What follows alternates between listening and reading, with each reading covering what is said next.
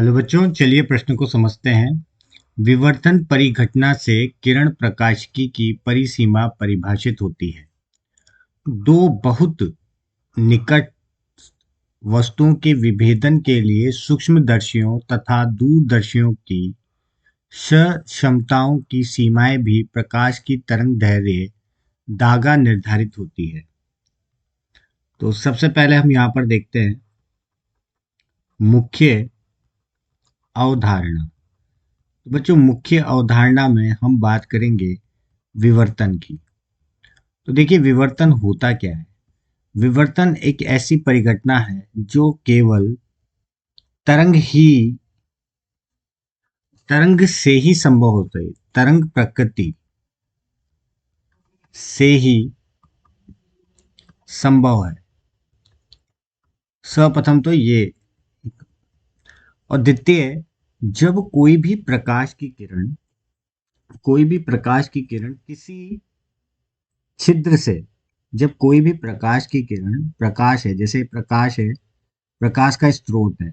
अब इससे निकलने वाले जो तरंगार्ग है, ये तरंगार्ग अगर किसी भी छिद्र से अगर होकर गुजरेंगे, तो छिद्र से होकर गुजरने की वजह से ये क्या हो जाते हैं, थोड़ा सा मुड़ जाते हैं।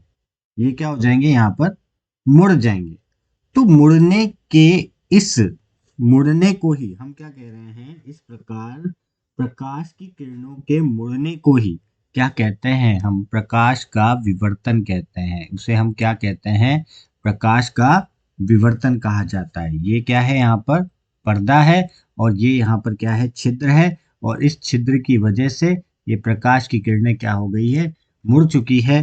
तो इसी घटना को हम क्या कहते हैं, विवर्तन कहते हैं। तो चलिए इन्हीं अवधारणाओं को उपयोग में लेकर प्रश्न को हल करते हैं।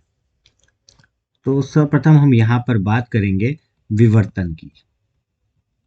विवर्तन, तो बच्चों, अगर हम विवर्तन की बात करें, तो जब किसी प्रकाश स्रोत तथा जिस पर भी प्रकाश गिर रहा है, अगर हम किसी भी प्रकाश स्रोत की बात करें, जैसे मान लेते हैं ये कोई प्रकाश स्रोत है, ठीक है। तो प्रकाश स्रोत अगर कोई भी अवरोधक नहीं आता है, तो प्रकाश स्रोत ऋजु रेखीय पथ पर चलता है। मतलब प्रकाश ऋजु रेखीय मतलब एक ही रेखा में गमन करेगा।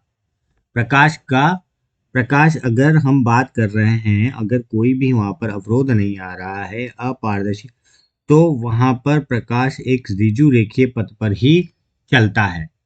तो अगर यहाँ पर अगर क्या कर दिया जाए, जैसे ये प्रकाश स्रोत ले लिया, और इस प्रकाश स्रोत को अगर मैं किसी छिद्र से, जैसे मान लेते हैं कि ये छिद्र है, इस छिद्र से अगर मैं गुजारूंगा, तो प्रकाश की किरणें क्या हो जाती है, थोड़ी सी मुड़ जाती है। तो ये प्रकाश की किरणों का मुड़ जाना ही क्या कहलाता है, विवर्तन कहलाता है। कि प्रकाश का इस प्रकार छिद्र के किनारों से मोड़ने की प्रक्रिया को प्रकाश का विवर्तन कहते हैं। तो प्रकाश का विवर्तन क्या कहलाता है, प्रकाश का प्रकाश का इस प्रकार छिद्र के किनारों से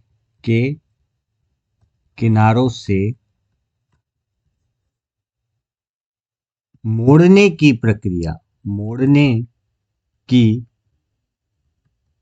प्रक्रिया को प्रकाश का विवर्तन कहते हैं। प्रकाश का विवर्तन कहते हैं, क्या कहते हैं, प्रकाश का विवर्तन कहलाता है। तो ये तो हो गया प्रकाश का विवर्तन, ठीक है, कि प्रकाश का विवर्तन होता क्या है। अब हम प्रकाश के विवर्तन की बात अगर हम कर रहे हैं, तो प्रकाश के विवर्तन की घटना तभी घटित हो सकती है जब छिद्र तथा अवरोध का आकार तथा प्रकाश की तरंगदैर्घ्य की कोटि का होना चाहिए। मतलब प्रकाश के विवर्तन की घटना तभी घटित घटित हो सकती है जब जब छिद्र और अवरोध का आकार छिद्र एवं अवरोध का आकार छिद्र एवं अवरोध का आकार और प्रकाश की कोटि प्रकाश की तरंग धैर्य मतलब जिसको हम किससे प्रदर्शित करते हैं, लैम्डा से। तरंग धैर्य की कोटि का होना चाहिए, कोटि का होना चाहिए, तभी ये संभव है। इसका कोटि का होना चाहिए तभी ये संभव है। तो अतः ये विवर्तन के लिए आवश्यक शर्त है, यही विवर्तन के लिए क्या है, आवश्यक शर्त है। अब क्या हुआ, जो दूसरे दूसरे कुछ कुछ जो हमारे जो वैज्ञानिक थे उन्होंने बताया, जैसे एक तो बताया फ्रेनेल विवर्तन। तो देखिए फ्रेनेल विवर्तन क्या होता है। फ्रेनेल विवर्तन में क्या होता है, प्रकाश स्रोत तथा वह पर्दा जिस पर अवरोध की प्रतिछाया बनती है वह अवरोध और द्वारक से कम दूरी पर होता है। मतलब अगर हम बात करें, जैसे ये तो हमने क्या ले लिया, स्रोत ले लिया, ठीक है, ये मैंने टॉर्च ले लिया, ये टॉर्च हमारा क्या बन गया है, स्रोत बन गया है। ये क्या है, हमारा प्रकाश का स्रोत है, ठीक है। अब ये प्रकाश के स्रोत से क्या आएगा, प्रकाश जाएगा, ठीक है।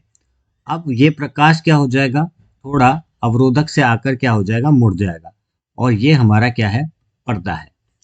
तो इसका ये कहना था फ्रेनेल का विवर्तन में कि प्रकाश का स्रोत और वह पर्दा जिस पर अवरोध की प्रतिछाया बनती है वह अवरोध और द्वारक से कम दूरी पर स्थित हो। अवरोध, ये तो क्या है, हमारा अवरोध है, मतलब अवरोध और द्वारक, मतलब हम बात कर रहे हैं कि प्रकाश का स्रोत और पर्दे के बीच में अगर हम बात करें, ठीक है, तो इसका ये कहना था, क्या कहना था इसका, इसका कहना था कि प्रकाश का स्रोत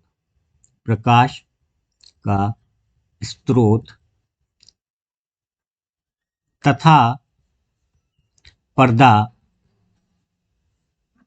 जिस पर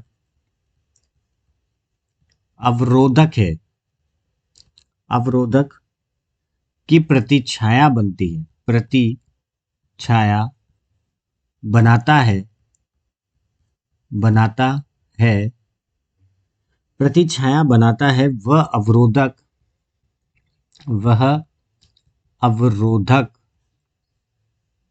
तथा तथा द्वारक तथा द्वारक तथा द्वारक की बात करें तो द्वारक कम दूरी पर स्थित होता है, कम दूरी पर स्थित होता है। तो अगर ऐसी स्थिति होती है, तो अगर ऐसी स्थिति होगी तो हमें लेंसों की जरूरत नहीं पड़ेगी। इस प्रकार के विवर्तन में इस प्रकार के विवर्तन में